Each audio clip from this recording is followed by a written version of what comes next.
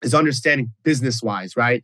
Diversification is important. Redundancy is important anyways. So you shouldn't just rest your laurels on that, but also the importance of the knowledge base that is world-class manufacturing experience over there and supply chains and how those suppliers work, what their QC standards are, how their QA works.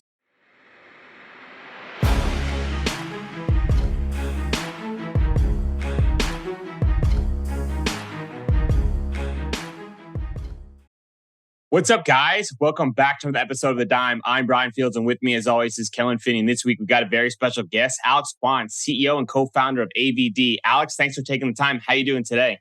Doing great. Happy to be on and looking forward to speaking with both you, Brian, and good old friend Kellen.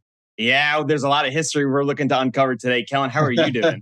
I'm doing really well. Really excited to talk to Alex Kwon. Had a huge influence on me in the space. And, I'm just really excited to talk to Alex. And it's just really nice that we're going to bring kind of that West Coast knowledge to educate you East Coasters. Hey, Brian? Yeah, I mean, listen, it's needed, right? There's a lot we're not doing, let's say, well here on the East Coast. But the one thing we are doing really well is really enjoying those West Coast brands and products. So it's just a matter of time, though. It's just a matter. I mean, it is. I mean, it is happening now. It's just a matter of like, are we just going to accept it, or are we just going to say, hey, we still got it here in New York? But hey, so Alex, for our listeners unfamiliar about you, can you give a little background about yourself and then how you got into the cannabis space? Yeah, look, the easiest way to kind of talk it, I think it's pointed out some of the other kind of media that we've done, but we've been a little bit more private about things. But long story short, we cut our teeth for better part of a decade, 8 to 10 years in Humboldt,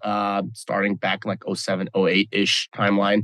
I started kind of a little project there when it had to do with what we would do is we would do some land acquisition, some land development, and worked a lot with a lot of growers, right? And so that was kind of the initial foray from a real estate perspective, and then understanding kind of how you had to develop properties, how you needed to understand kind of the different cultivation methods and how that kind of worked. And kind of at that time, there was a lot of, it was an interesting age for cannabis at that time, just because of the amount of time that had come off of 215 and then kind of how the different areas and jurisdictions read into kind of medical cannabis and what each area would allow you to do. And Humboldt and the Emerald Triangle kind of, you wouldn't have never guessed it, but like it was where a lot of kind of the brain trust and knowledge and relationship with the plant, the land, understanding the history within it. I think there's just an incredible amount of knowledge and information that was kind of, wouldn't have known it. It was permeating throughout that area, and Kellen can talk to you about that if he has not already,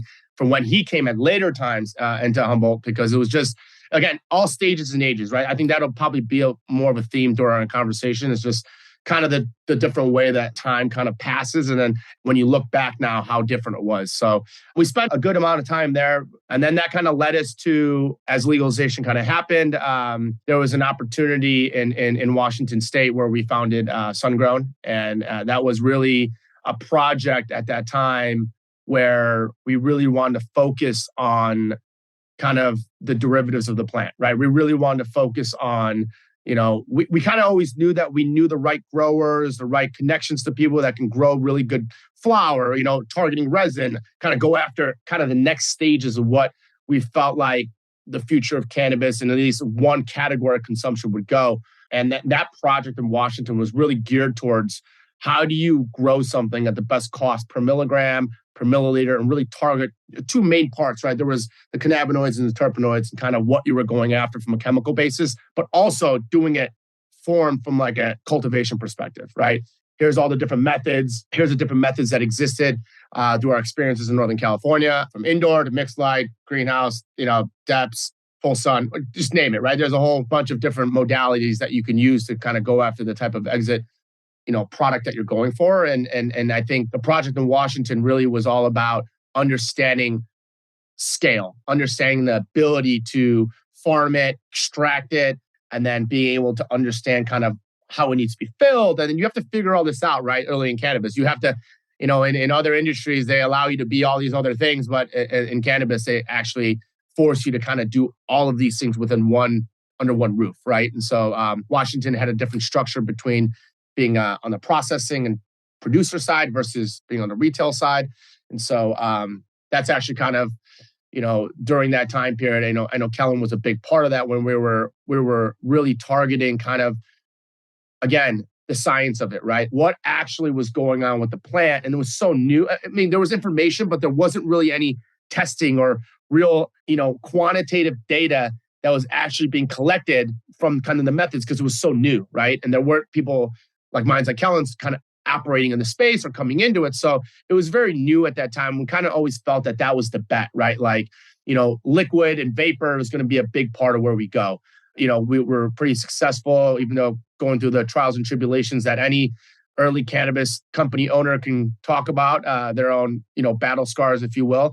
And that led us into kind of every kind of cartridge that you can kind of be in. And, I know Kellen firsthand at times we went through some of these when we have failures and be like, not understanding like, well, there wasn't a change in the formulation or what happened on the oil batch. And then we're going through the different parameters and then we're trying to get understanding from the vendor.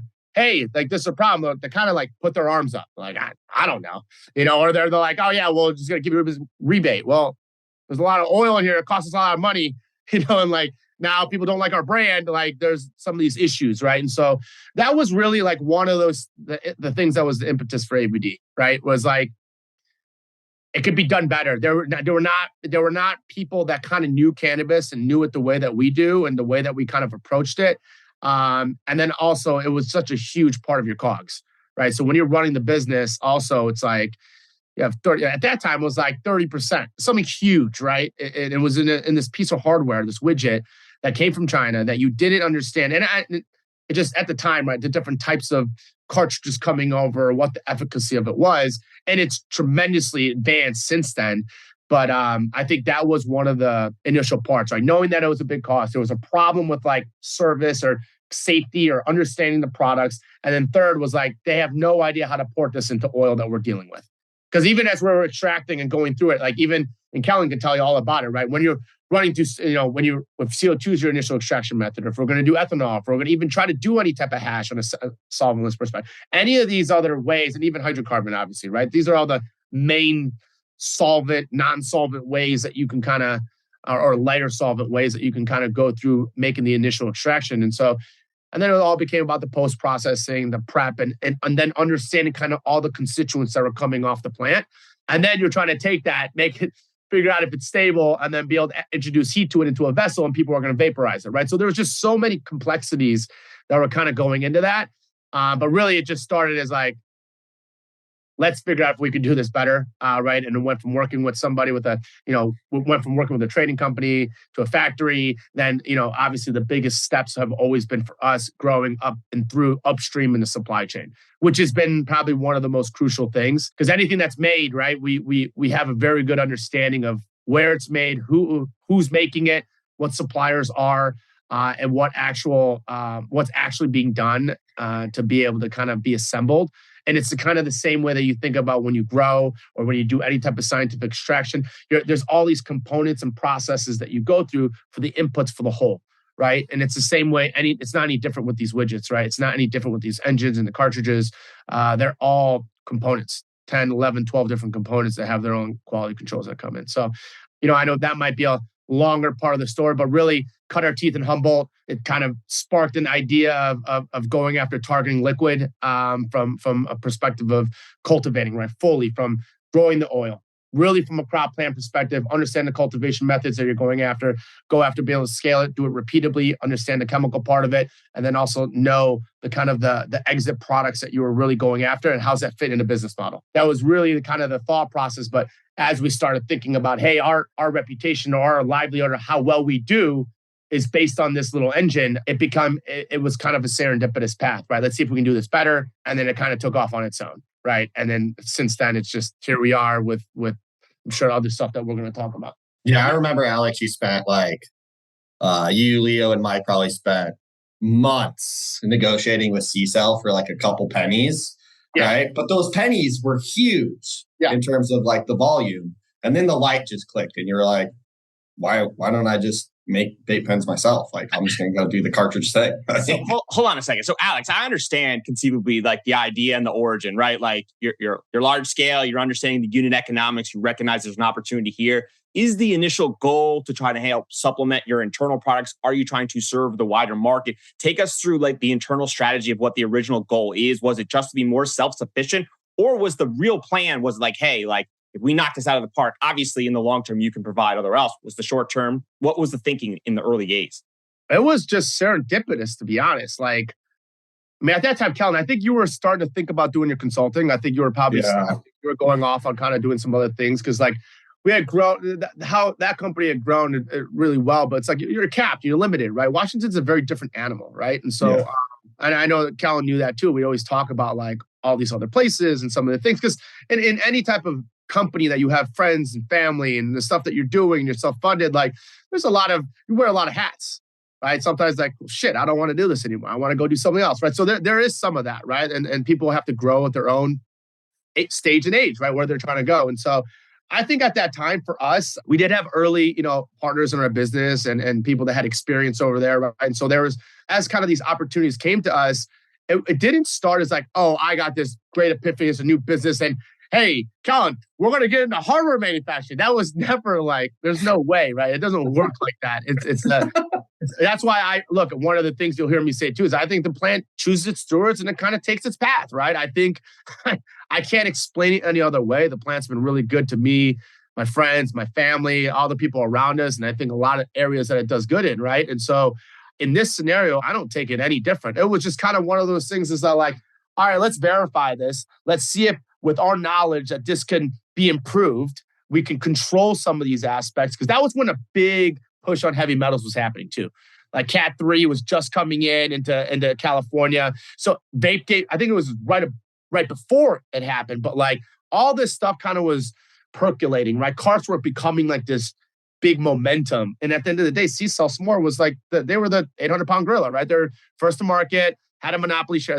But they had a product that was significantly better than what was before that. Because remember, Kel, we're in those stainless steel ones, with the little silicone wick or whatever. Yeah, those little So, and then before that was like these little just whipped plastic ones that were cheap, right? So they did step up from that. But really, Brian, to answer your question, it was like, hey, again, unit economics, right? That became an important aspect. Can we get a better price? Is it reliable? Is it something that we can consistently do well? Because that's always the fear too. I'm sure other listeners and people that have gotten products from China or other types of trading companies and or factories that call themselves these things, but really they're just kind of assembly products and selling you shit, right? Or they're reject products and putting them together and selling it to you. And it might be good on the first round or second round, but is it going to be good on the third, fourth, sixth, seventh, and eighth round?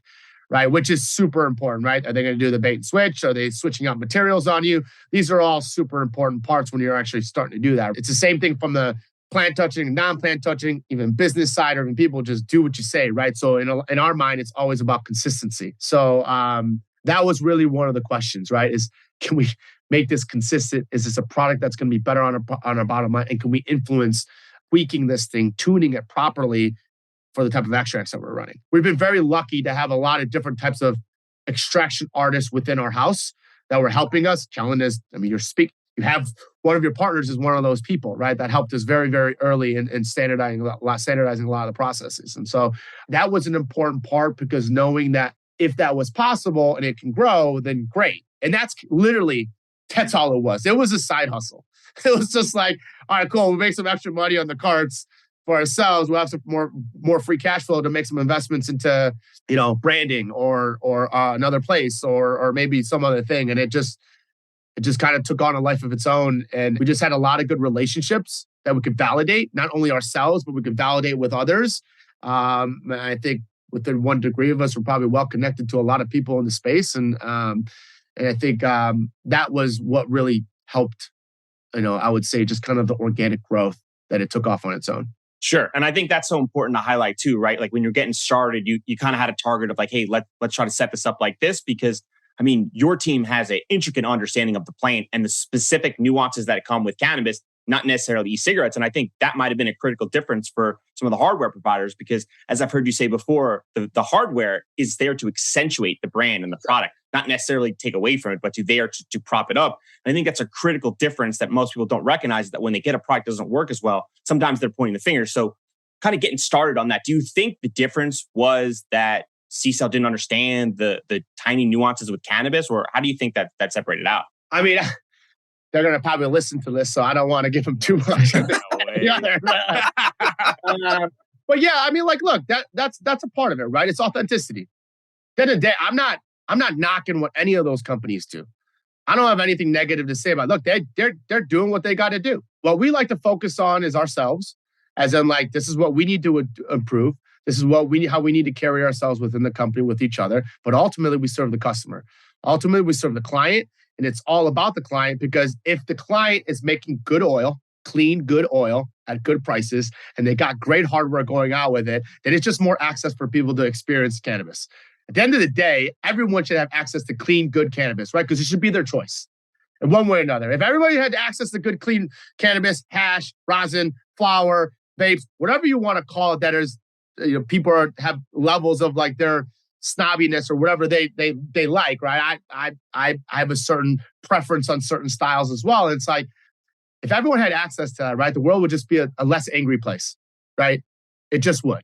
It happens sometimes when it's like trying to put the kids on. It's like, God, you just got to get high. And then it's all good. They can run around, they can jump, they can do what they want, right? But if not, you're trying to hit that time, you get really upset, right? So look, I think when it comes to CCL, they had an inherent advantage of being first. But again, they come from e-cigarettes. And I'm not saying that's bad or wrong or all these other things. I'm just saying it's different than us.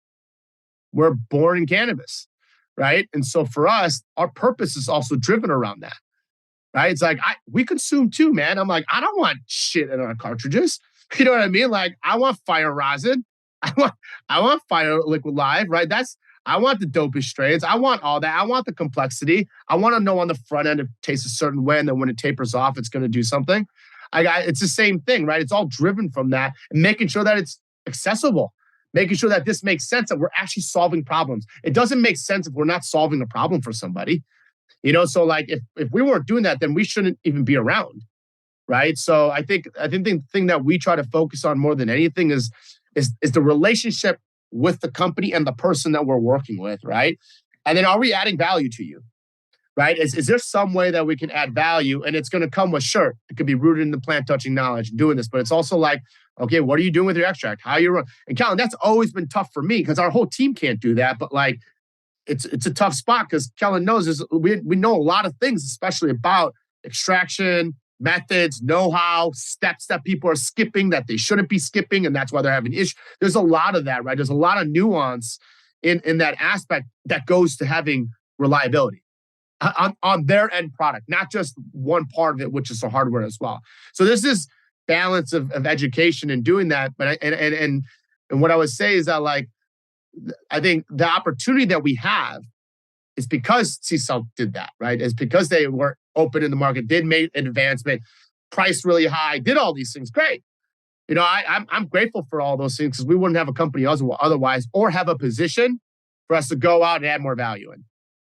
So at what point, Alex, did you kind of, because like in the beginning stages, your resources were in two different places, right? Like, when did you decide that you're like, hey, I need both feet over here, and I'm just going to trust the team over there to do their thing? How was that transition? Because I wasn't there for that. You know what I mean? Yeah, it's kind of fun. I know exactly where I was sitting at the previous Seattle house. I know exactly where I was. I remember looking at across at the skyline. I remember because like it look a lot of things. I think business wise, a lot of listeners may not know that as well. Like I mentally have a strong philosophy around business and a lot of mentors around us, right? And a lot of people that have, dare I say, protect me from myself, right? And so, have structure so that you can kind of meander around and create other opportunities and think about that, right? But you got to have an incredible amount of trust. You have to have an incredible amount of rigor in place so that you kind of follow the fundamentals of business, right? Good cash flow, understand your balance sheet, right? Have good EBITDA, like don't have debt assets, don't have liabilities that are greater than your assets. These are some things that you own versus things that you owe, right? And sometimes people lose sight of that, right? And how that needs to work and its fundamental basis. Obviously, the folks that we're talking about. And I think what happened, Kellen, was at the time, it was really, the structure of that business endeavor prior to AVD was really about like, how do I build it with others? Right? How do I build something bigger? How do I do it with friends? And how do we empower others to kind of make it theirs and grow from it? Right. And so it was just a different stage and age of my life at that time as well. And I think with AVD, it was kind of the side thing. And in a very short period of time, it did a tremendous amount of sales, right? Like I remember like for 6 weeks, I was like, all right, I'm going to work on this from like 8 p.m. to 2 a.m. Right. And you know that I don't sleep on this work constantly. Right? So some people just don't really understand that like I work 20 hours a day. I just can't shut this thing off at times. Right. And so that's why I need to smoke weed. So I remember it was like 6 weeks. Right. And we did, I forgot what it was. We did like 1.6 or 2, some over $1 million, like almost a couple million in sales. Right. And I was just like, I don't know, we could ignore this thing, man. that was kind of literally the combo. Like, nope, we shouldn't ignore this. And so, in a lot of ways, it's just very fortunate because it's like, hey, you guys, it was already kind of set up for that way, right? I mean, they already ran everything anyways, Colin, you knew that. Right? Yeah, so for sure. It was just really like, hey, I'm going to, scratch my entrepreneurial itch and I'm going to go see kind of what can happen here. And if it works, it works. It doesn't, we'll look at other things. And I've always kind of viewed it from a platform perspective on a lot of these other aspects, right? So it was a great stage of time, right? Of building that up with friends. And because a lot of my roles is land development, right? We recreated land there that was, I know at that time, no one had done before. The speed with the county and like terraforming the land, a city's worth of power, 14 miles of underground pipe, all licensed, 0 to 60 employees. Like, you know the whole story, Kelly. You were there, right? 2 harvests, 0 in less than 10 months, right? That's just unheard of for all the things, licensed in both places and doing all that, right? And so that was a tremendous task, right? That happened. And I'm glad that we documented it. So one day we could show people, like I say, it's real. This happened. We built this thing, and when we had snow up to here, and we did it in record time. So that was a fun period. But there were better people there to run that thing than me, right? And so that's what allowed it. And I think we all share the same type of core values culturally for kind of how we carry ourselves as humans and what we do purpose-wise in the space. But I think AVD was just kind of one of those things that, like, over time, just took more of the attention. It just kind of, it was not planned. It was not like, and sometimes I try to tell other entrepreneurs that, right? Is that like, hey, sometimes the things that aren't planned are the things that have the greatest success, and it's crazy, right? Because it just comes from unexpected places, But so that to answer the question, Colin, the resources, it was tough to help them back. But like we had some other ones that with working with the teams in China, and then some of the team was helping on the back end. And then I brought someone in pretty fast, and we just got super lucky with that hire. He's a chief operating officer, Michael, and he's speaking on other things. But that was important. Getting lucky, right? In a lot of ways, we got lucky for it to work. But we were prepared to take advantage of the opportunity in the sense that, like, we had structures in place with the other org. It didn't really, the market sometimes, like, if some of us would leave, then it would go like this. That'd be a problem, right? But even if it dips like this and it goes up, that means you have good structure in place, right? And you saw that it continued to grow on its own and on their own. I mean, it's fascinating, right? You're sitting there, you've got this hobby that's accelerating pretty aggressively to a point where you're really starting to think like, hey, like, gotta put a little gasoline on this fire and see what it can do. So what are those first steps? Are you looking to scale from a production standpoint? Are you looking to scale your sales team? Like, where are you in this? You understand that your Washington team is moving well, and now you're like, all right, like I'm gonna let this rock. What's the first step? What was the first step for AVD? Yeah, like when you recognize that this wasn't a hobby anymore, this needed to put a little gasoline on it to see if, like, you can really take this to where it's getting the right people. It's getting the right people. It's finding the right people that already you had, and then think about what the pieces that you need to do next. I think a lot of things that companies fail to do well at times is their org charts or the roles within their org charts are 6 months outdated. We try to keep ones ahead of time, right? 6-12 months in the future, so that you know what you're filling into. Otherwise, I'm wearing that hat, or Kellen's wearing that hat, or Brian, you're wearing that hat, or Johnny over here is wearing that hat, or Michael's wearing that hat, or someone is, right? And so you're really trying to get to a point where you need to alleviate that bandwidth, right? Because there's only so much that you can execute. And then once you're understanding that, then you have a structure to kind of build upon, right? But obviously sales is first. I mean, it's the tip of the spear, right? supply and making sure that those things the QCs are strongly in place. Look, it was a helpful buffer that we knew our own volume. It was a helpful buffer to know other friends in their volume, right? It was a helpful buffer to understand that, and then like being like, okay, well, what do we need to do to establish, stronger partnerships when it comes to, making sure that manufacturing lines are running, right? Or what that means for supply chains. And so there was a lot of the earlier stages are very, very nitty gritty versus today, where it's a lot more strategic, but yet has some of the same kind of brute force that you need to have. But I think the first steps that you always need to think about is, who am I going to do this with? Otherwise, you're just signing yourself up for another job, and then another job, and then another job, right? And so you can't do multiple jobs. And so you got to really start identifying what the next piece is, because there's people that love to do certain things that you hate to do. It's in their DNA. They just love it. They get, you ask a certain salesman to go balance a spreadsheet, they'll be like, shoot me now. This is the horrible thing, right? You ask a finance person, hey, go on a cold call, sales call, I'm going to slap you in a room. They'll be like, they'll literally get visibly, distraught. But yet some people just, they thrive in that, right? So it's finding the right people. It's all about the right people, and it's all about the right culture that you're going to create to help achieve the targets. Talk about building that supply chain too, and the importance of being diversified and understanding how critical that was in order to help your team kind of build up the sustainable success as you're always thinking about for the long term. I think that also has to do with like be able to communicate with our clients well, right? I think that's key. And again, we could speak plant knowledge, right? Sure, we could speak demand planning as well. But that's some of the stuff that a lot of these companies don't know, right? Is like, hey, yeah, we're going to double, triple. They're going to show you a growth map of this. And it's like, you go see their sites. Like they don't even have the extraction capacity to do that. Or they don't have the biomass to come down with it. It's like, all right, well, then you're going to go compete and buy biomass against some of these other toll processors that triple your size. What gives you the buying power? So I'm not asking that, but this is what's going through my mind, right? And or our team's mind is just to understand kind of, okay, well, what's the actual fulfillment capacity you actually have to be able to do that, right? And so I think supply chains, not only on that side, but this side also matters as well. I think it's developed over time, man. The importance of diversifying is obviously clear. I think one way or another in any prudent business you should, but I'm going to make a real clear distinction. This is not me like saying something negative about China, because like in one and the same, like I look at CCL S'more as their own company or their own entity, even our other competitors, right? I don't have, again, nothing negative to say. People are operating their picture.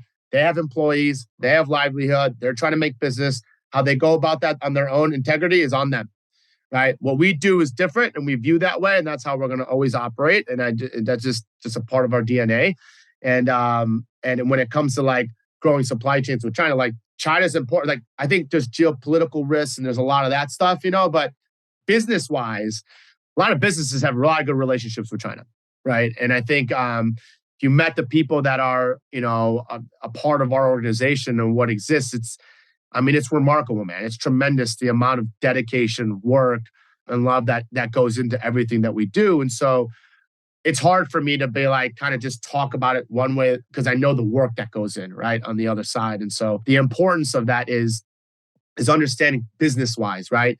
Diversification is important. Redundancy is important anyways. So you shouldn't just rest your laurels on that, but also the importance of the knowledge base that is world-class manufacturing experience over there, and supply chains and how those suppliers work, what their QC standards are, how their QA works, like what's the scrap rate, how's that coming into what that means specifically for us, right? And the components thereof that go into our assembly. So a lot of these kind of parts also have nuances within their supply chain. So let's say that you're an extractor and I'm going to go get some offtake from somebody. Well, it's like, okay, am I getting B buds? Am I getting trim? Am I getting A's? Like, what am I getting? Whole plant? Has it been frozen? How has it been prepped? Has it been dried? What's it like? There's so much that goes into their raw material prep work, right? So it's kind of, I'm trying to make it synonymous in both sides of it, right?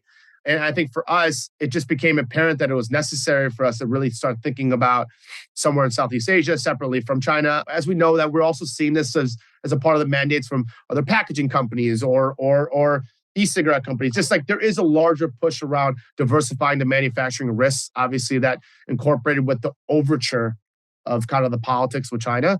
But I don't want to go political in that regard. I think it's just a prudent business thing to do in general.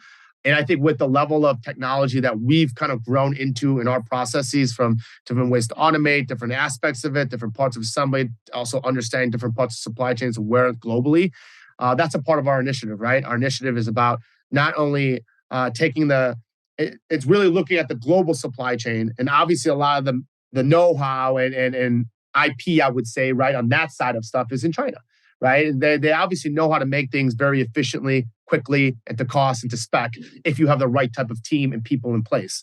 So it's understanding that and being able to augment that as we think about ways to have a diversified supply chain, not only in Southeast Asia, but dare I say onshore, right? Somewhere here close to us. And I know some people that know me well, that's a part of where my head goes in a lot of ways, but there's a lot of hurdles to do that properly. But it's all about safety and reliability, not only for the client, but for the customers to know, like, hey, these guys have thought about this. Because it's not just us, right? It's in a lot of ways, it has to do with, in a lot of ways, we service all the clients, right? So any brand that's going out there and making sure they don't have crunch, if they have oil, well, what are they going to do? So it's our job to make sure that it's not only just like, yeah, there's a lot of importance that we have on the China relations side on us, especially for how we work together. But at the other side of it, it's like, make no mistake about it. It's like, yeah, we're being Chinese, but I want to make them American too, right? There's a lot of these aspects that we have to do to make sure that this type of supply chain has a stable future. And I think that's a lot of, from a diversification of supply chain and reliability perspective, that's always been on our mind. De-risking the geopolitical aspects that could happen or could not happen that are out of our control that have to do with China, right? I think that's so important. I think so many in the cannabis industry are always kind of figuring out what do I need to do today? And what I really enjoyed about kind of researching you and your team is that you're always thinking 4 or 5 steps ahead. Just like we started in Washington with the idea of AVD, now you're thinking from a global standpoint, your brand and reputation is critical to help the industry, and they're relying on you to provide this hardware, because if they have oil and they don't have carts, they can't do anything. And that's a critical part of the supply chain from a trust standpoint that your team's providing.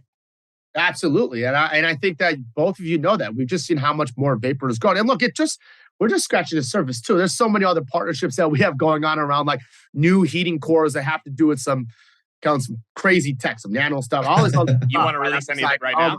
I'm just not.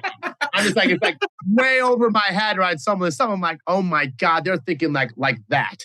Like that's tech they put in drones. And so there's a lot of cool stuff. But as everyone knows, there's a difference between R&D and invention and versus like refinement and adding value to clients, right? So about what type of company you are, at the end of the day, we're one that make sure that we walk our talk, and we like to make sure that we're consistently reliable for our customers, and they know that we're rooted in understanding flavor in the cannabis plant. Really, all of our decision making really all comes from like plant first, client and plant first, right? It's like, how is this working, right? Because trust me, no matter. Yeah, we wish everyone was just smoking live resin and rosin, but that's just not the truth, right? It's just, and we've had to like learn ourselves. It's like, okay, we got to put an engine out there that puts out higher vapor, right? And so we've done that, right? And again, this is a part of adapting and listening to your customers and being able to give them what they're asking for, right? And then being able to kind of create future value for them. How much are you balancing like innovation in terms of like coming out with new heating devices while kind of still maintaining the kind of core carts that are like the bread and butter of the business? You know what I mean? Yeah. So good question, Kellen. So there's like, I think what the ITC has done, like I'm sure we'll talk about there. People know about that and stuff, but it's like what it's done is it's shined a light on our IP heavily, right? Because of the defense that needed to happen and everything that occurred with S'more, and just kind of that action. And what happened throughout taking a comprehensive view globally around what it is, what not only our space, but what we are doing and what we're trying to do, we got very fortunate in a team that was built around it, which I believe is the strongest team in the world when it comes to IP strategy, right? And so like, if you look at their track record, you look at their pedigree, I'm like, yeah, that's pretty impressive, right? And so I think when we think about our moats and the things that we build, I think inadvertently out of all these things, they've created a leader in understanding how to create, protect, enforce, and commercialize IP in a good way, right? To make sure that people are making sound decisions on a new form factor that they might go out with. new device that might have an ecosystem around it, right? Or other aspects that might view a different part of a category that they might be selling into that they otherwise would not have been before. So for us, I think there's two lanes to that, Kellen, where I think on the innovation side from R&D and invention, heating cores and doing that, it's just a long validation period, right? I think because we're all about reliability and consistency and obviously delivering for customers, I think our validation period is probably super extensive, right? And we want to understand that you're not going to have issues with it. And so I think on creation side, yeah, you might have 5, 10 different ideas, but maybe only one of them are good. But spending your time creating that is very different than saying, hey, here's some other existing tech that people are bringing to us because they want to commercialize it, or they don't have the supply chain to do it, or they don't have the access to the customer base to do it. Well, we can work with that, see how to modernize it with AVD tech, right? How are some of the things that we can do with it? And maybe that's a route that we can take something quicker to market and supply to a customer that they might want exclusively or something next, right? So there's the part that we do in-house, then there's the part that we do with partners, and then there's a part with inbound, right? From an R&D perspective. And I think that's important because that's some of our calling cards, right? Our calling card is about we could scale manufacturing reliably, diversify it, and it be consistent at scale, right? Which is all about reliability for cartridges, especially when you're spending that much and what's going on for a client. The other side of one of our greatest strengths is understand the customer. We know what's going, we kind of know the space, we kind of know what you might be going through, what not, what type of stage struggle you're going through, if you're having some oxidation issues, if you're going, you know that we can go down a rabbit hole of different conversations that are going on, how they're feeling, not feeling, and all those aspects, right? So there's that aspect, and then realistically, kind of what happened with the IP side of stuff is really, it's opened up this whole other strength of ours, right? That is, it was something that you were just running fast. You didn't have to think about that. But now it's like, it's a part of every strategic item. It's a part of like, hey, not so much as a tip of the spear, let's say how others have tried to use it, right? I'm not going to name who, but others have tried to use it, right? I think it's more so you're trying to build moats and fences, right? To protect your business if you're going to work with other people, right? So if we're making a project, you can own this. Let's commercialize it properly, right? So there's ways that we could start, again, adding value, right? Is that going to give them a product that has enough runway for a year or two, and then they're into another product, whatever that may look like, right? And obviously, all of that then helps inform some of the regulatory stuff that we want to kind of move more into, but which has been super important. So again, I think from an R&D perspective, innovation side, I think there's multiple tracks, but really there's the invention side that like takes ground up build and doing that. And then there's the other like some premium customizations and alterations that we can make, but again, have kind of a menu of items that you're doing. So it's like kind of standard to premium, then to like a hyper bottom up type of full build. Does that make sense? And they all have different timelines, obviously, 100%. So just slightly switching gears to the issue with CCL. Can you kind of set up for our listeners, when the origin of that happened, and then we can kind of go into some of the specifics and then the result that just was announced? I think it's October of 21. They brought the suit on. ITC is International Trade Commission. Basically, it has to do with importing of products to the domestic industry of the United States. Essentially, SMORE, broad and SMORE CCL, so CCL's parent SMORE, brought in action against like 30 some odd different vapor companies that there's 3 major patents that they're saying they're alleging they're infringing on. And the ITC is really to go after, they call it the rocket docket. There's no extensions. There's a certain period of time. You go through discovery, expert witnesses, depositions, then it goes to trial, then they have an initial determination, then a final one, then a presidential period, and then it's put out. So that's kind of the speed at which they go through. And what they're trying to do is establish domestic and technical industry, and then that there was actual infringement going on their asserted patents, and then they would issue technically an exclusion order, right? Or general exclusion order. So technically, if they had succeeded, what would have happened to the cannabis industry would have been no more cartridges, just more. And then you thought their pricing was bad before, they were just going to price that, right? You mean monopoly, right? Yes, exactly. There was obviously not just us, there were some others among the group that did defend. I think they all know, and then we all know like who carried a significant shoulder burden of that and who the main target of that was. And so we've heard it in not so many words from people that have settled with them, also others that have told us. So look, I'm not trying to toot any horn to doing that. I'm just saying there was a tremendous amount of work with that legal team to go out and do that. And it was remarkable. And it was really good to see the industry kind of, a lot of people don't know, but that was, we felt like it was a responsibility. If I told you guys a dollar amount numbers, which I won't, you'd be like, how the hell did you do that? Right. So it's one of those things that I think was make or break. It wasn't even a choice in our mind, if that makes sense, right? It wasn't like, oh, we're gonna do it. It's like, no, we have to go do this, right? And so, and I think maybe they underestimated maybe our resolve in our maybe they underestimated Alex Kwon, probably. I don't know about that. It's just like, but I don't know a lot of people that know me, right? And so, did it start out in ITC court? And when you first got that notice, were you like, fuck off? Like, what's the thought process? Because obviously, when you get that notice, you recognize that it's not going to be a seamless road ahead, right? There's Wartime CEO. Yeah. We had some other shit going on at that time with some previous, partners and things that we had. So we were already in wartime. I think all this happened at once. Like that. Yeah. I think when the ITC came, it was more so like, what is this? Because it was like I forgot what it was. It was huge. I was like, what is this thing? Right. I don't even understand what this thing is. And we had been in other lawsuits before and some of these other things. Right. And so it's just like, I was just like, okay, keep cool. Don't get all worked up. I'm like, ask some questions. What does this mean? Does this have anything to do with tomorrow or next week or not? Right. And so I sometimes, again, I gotta protect me from myself, right? Because there's sometimes it could get a little intense, right? So yeah, man, I think when it happened, it was gather information.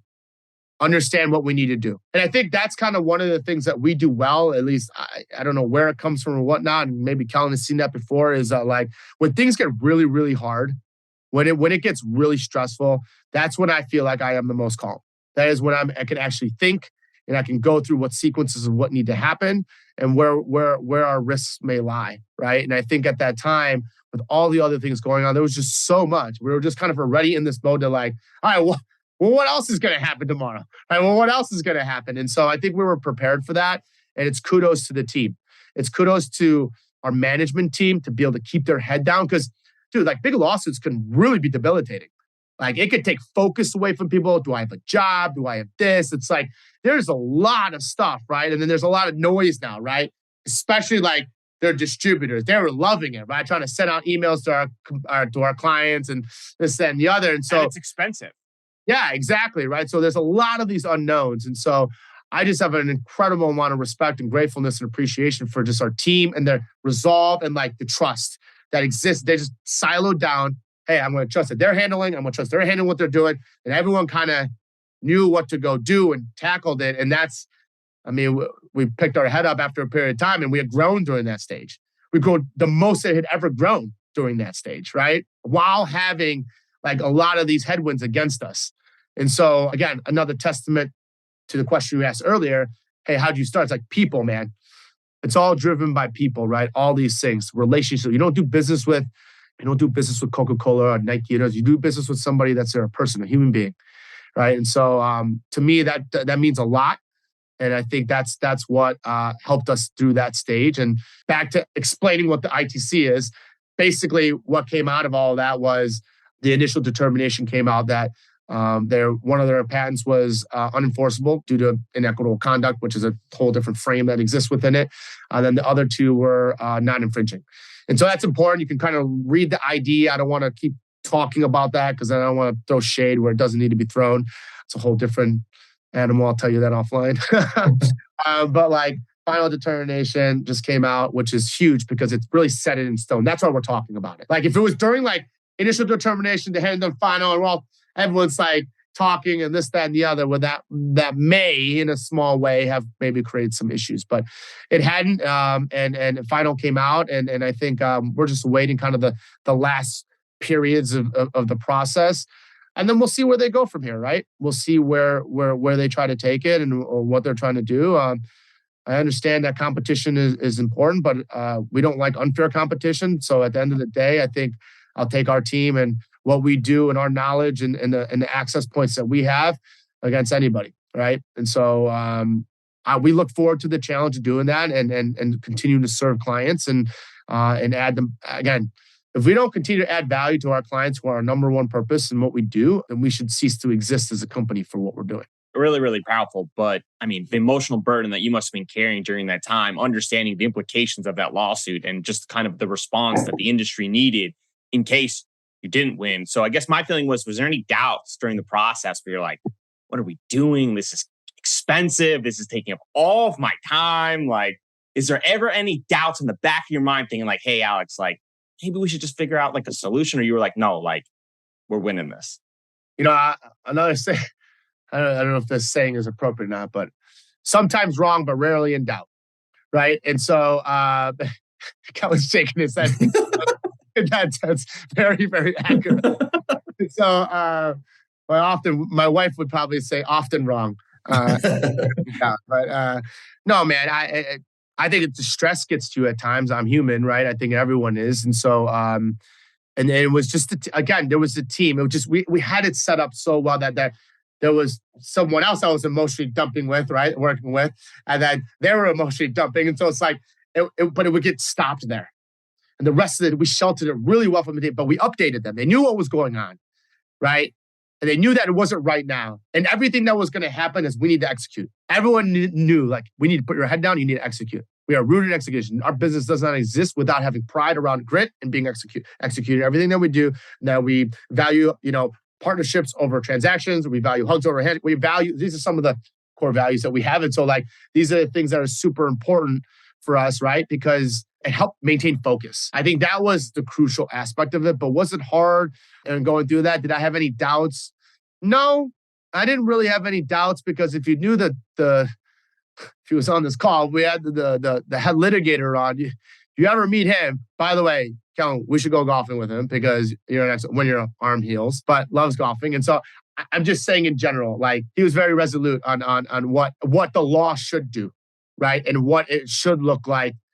We just had to trust the law system, which is hard for us. Yeah. And what we all really come from. Really, really hard. Let me make that really clear because, it's more than one time in different past lives is that, excuse my French, but, F this over. So, I would normally be F-bombing all over your podcast, by the way. So, but just make the explicit if you want. Mindful of that. Yeah, man, like there wasn't doubt because there was no option really. And we already kind of knew, to your point, second and third order derivatives of what needed to happen, right? We kind of knew the second order consequence if this happens or if this happens, right? So we kind of knew where and how we would move and what we would do strategically. But obviously, we're thrilled with the outcome and how it came and where it is and what the next stages are. Because I think it's important for the industry to know. I think it's important for everybody to know. And ultimately, again, it's a part of our initiative to go inform regulatory, some of these other aspects, thought leadership, and because of our knowledge within it. Because I think that's what makes us different, man. We're a cannabis company that's verticalized into the supply chain of a place like China, right? And whereas it's the other way for other companies. They're all trying to come here. They're all trying to figure out ways to become cannabis people, right? Yeah, and so crucial too, right? Like what the industry doesn't recognize is that is a win for the industry as a whole. At you as a cannabis company taking on a big giant who likely could be trying to bully you into submission or to just say, "Hey, listen, Alex, you don't really want this," and instead you said, "Come get some." Yeah, I mean, I don't know if we said it that way. Like, Cacao knows I like a good fight, but it's just like in general. Look, again, nothing against them in any negative way. Again, I'm grateful for them, right? If they're listening, thank you. All the competitors, thank you as well, right? Because that's the fuel that lights us continually to keep us humble, to know that we got to up our game and make sure that we're always adding more value to customers and what we're doing. And that we focus on making sure that we bring we come ready, and when we're on the field, we're always going to be ready to do battle in that regard, And I don't blame them for it because, man, I might argue with the tools that they could have used, but they have a lot of tools, right? And so that was one of the tools that they chose to use. They just were wrong, you know? So we'll see make no mistake about it. They got other tools and they're using them right now. And I'm sure they're going to continue to use more. So, it's a part of the game. Just know what game you're playing. Rooted in execution is a saying I've heard you say. What does the cannabis industry miss or not understand about AVD? I don't know because I don't go out and speak on a lot of these things, And so it's like I don't know what they know or they don't know about us. But if they didn't, I think what I would want them to know is that we're purpose driven around not only this plant, but also the value that we add to our customers, right? And I think that that's super important. And what I mean by rooted in execution is like you can have all the greatest ideas in the world. You can even hit the right timing in some of these things, but to do something great and to be great at it and be proud of it, you have to consistently execute over time, right? A saying I think one of my mentors says like, doing ordinary things consistently over time creates extraordinary results, right? So it is all about making sure that you're blocking and tackling and executing on a daily basis, right? And so making sure that team knows that, make sure that it's all aligned to where it's going, because then it gives you the foundation to maybe go explore this other shiny object or explore this other aspect that could help grow the company or become accretive, right? Or look at another way to solve a problem for a client in a different way that you maybe not have thought about before. But if you can't keep executing, then I'm breaking my promise to you, right? So at the end of the day, what I want the world to know, if they don't know about AVD, is that like we care about the plant, we care about people, and we do what we're going to say. And when we say we're going to do something, we're going to walk our talk and we're going to execute. It's as simple as that, right? We're not going to agree to doing something with you if we can't do it. How does it feel to reflect knowing you've had tremendous amount of influence on a lot of the industry's disruptors, including Kellen, just littered all across the space? Well, I don't know if it's littered across the space, but look, man, I'm more of a private person when some of this stuff. I know Finney knows that. Look, man, I'm just grateful for the opportunity. I think really to kind of be both the student and the teacher, right? I learned just as much as I try to coach or give advice on, and I learned just as much from that from Kellen. I mean, and others around us, and there are other people out there that we have positively impacted, and they've grown in their career in the space, or their appreciation for the plant, or appreciation for just life in general, and how they're growing as a personal human being, and kind of what purpose they have around their business and what they're doing. Look, man, that's what life's about, right? That's where the journey is. Don't forget kind of the process that you're kind of going through. And I think sometimes that's hard for me, but I'm just really grateful, really, to be honest, having the opportunity really for even people to say that. It's kind of weird. I don't know any others in that regard, but I guess I really just try to be authentic about really being grateful for the opportunity with the plant. And again, I think the best way to surmise it is we're just doing our part in liberating the plant, man. I firmly believe the plant chooses its stewards. I think that over the next 2-3 decades, it's going to impact every walk of life in this world, on this planet, in one way or another, whether it's through a derivative, textiles, chemicals, THC, any other raw cannabinoid or terpenoid. Just go down the list of all the different phytochemicals or lignans, fibers, wherever you want to go. Bioremediators. We could talk about this for days, right? CO2 sequestering, like we could, so I just think that it's a really interesting moment in time that we get to all live in, and then our kids will live in, right? With the advent of AI and all these other things, but like cannabis being right in the middle of it, and also with psychedelics coming down the line, right? So these are all cool times to live in, I think, and I'm just really appreciative, realistically, of the opportunity to have a chance to influence others, right? But that is in a lot of ways the purpose, right? That's kind of where I don't feel like this is work. This is just my life, and it's just been in cannabis for 15, 20 years, Before we do predictions, we ask all of our guests, if you could sum up your experience and a main takeaway or lesson learned to pass on to the next generation, what would it be? Fail fast and fail forward. Don't be afraid to think big and take risks, especially if you're young. But don't be afraid to make mistakes and fail fast and fail forward. Learn from them, right? You either win or you learn. There should be no losing. Prediction time. Alex, the IP battle has just realistically begun. Where else do you see this battle taking place, and what can companies do in order to get ahead of it? God, that's such a multi-layered question. That's not the easy one to answer. I think everyone has a different idea what IP really means. Whether you're a capital allocator, or a fund manager, or a guy sitting in the corner trying to invent something, or you're a cannabis grower, or or, or you're an extractor, right? Or you're an astrophysicist. Right? I think all these different people have a different ideology around what IP is. I think the battle will be fought globally and obviously in the US. The US is the strongest patent system, right? Trademark and patent system. I think people should educate themselves a bit on what IP really means to them in their specific category. Because it's not what everybody thinks it is. It's not like, oh, I have this patent and I'm going to make a bunch of money. It's not this patent that does this. It's like there's so many different strategies that kind of go into what the validity of a patent is, the enforceability of a patent is, how many you have, and what sector you're trying to do, and what category, right? It's just, there's a lot more nuance within it. And I think that people should educate themselves about it. I think the battle, it's not just the battle that we're talking about. I mean, the battle on IP has already begun a while ago in GW Pharma trying to go after cannabinoids. Like, Kelly, you know this. Like, there's a litany of science stuff that they're trying to go after, trying to control the chemicals. So, again, that's a whole different category. I can't even, like, my brain is kind of hurting thinking about that. So again, I think it would be fought here in the U.S. just because it's the strongest system.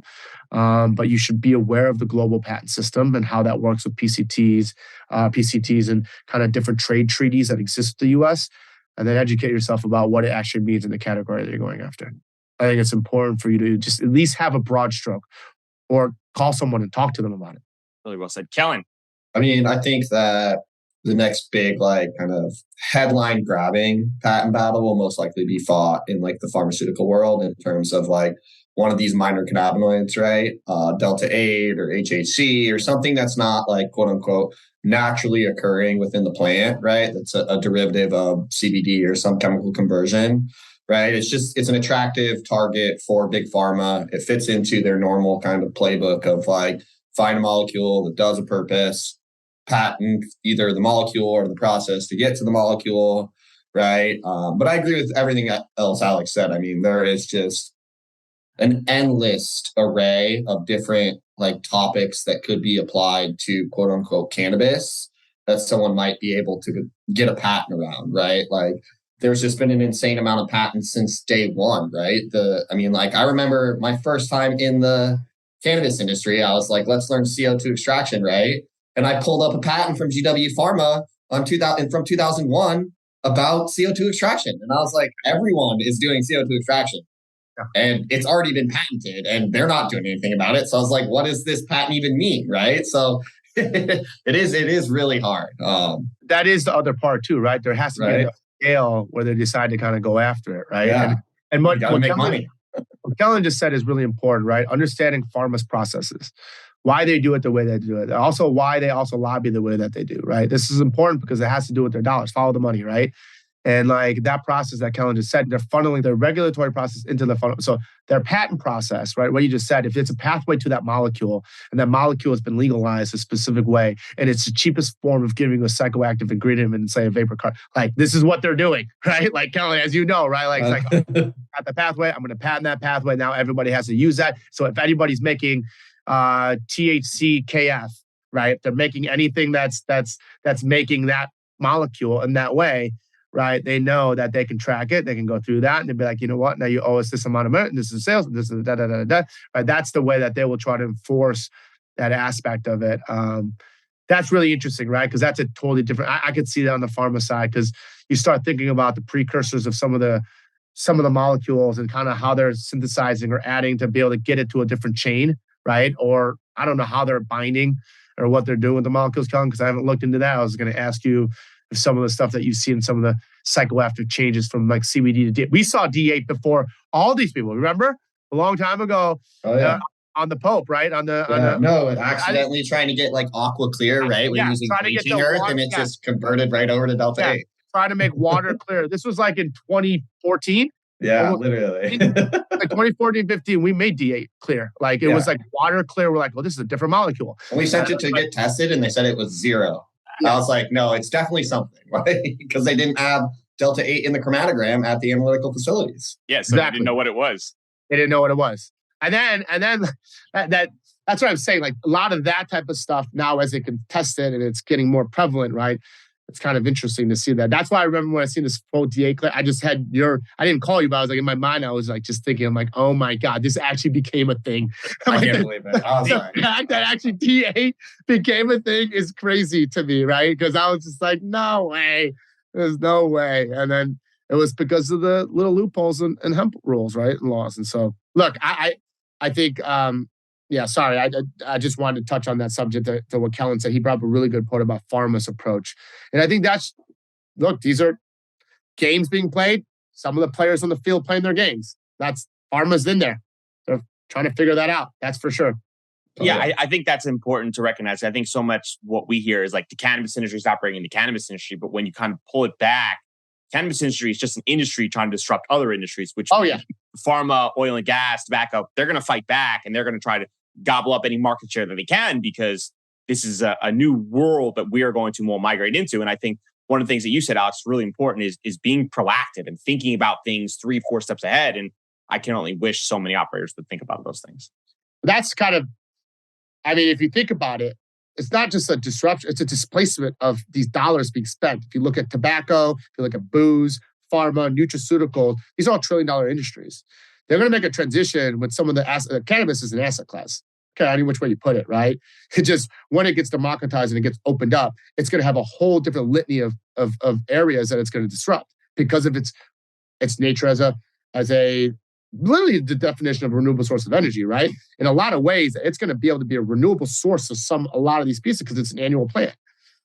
It's also a bioremediator. So it has all these other attributes and what creates 400 plus different diverse chemicals, one of the fastest phenotyping plants in the world, right? So like all these aspects from a chemical makeup perspective, people are not really understanding why it's so hard to control.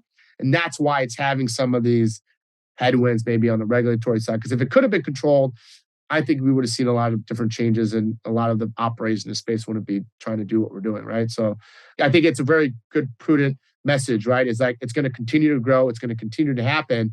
And it's just educating yourself around some of these things. And that's where our fears come from, right? A lot of our fears is, hey, there's some change that someone doesn't know anything about cannabis, knows it from other industries, because we see this all the time. I mean, a great example is when people started doing testing. I remember the late night calls out of Kellen talking about just their analytical standards.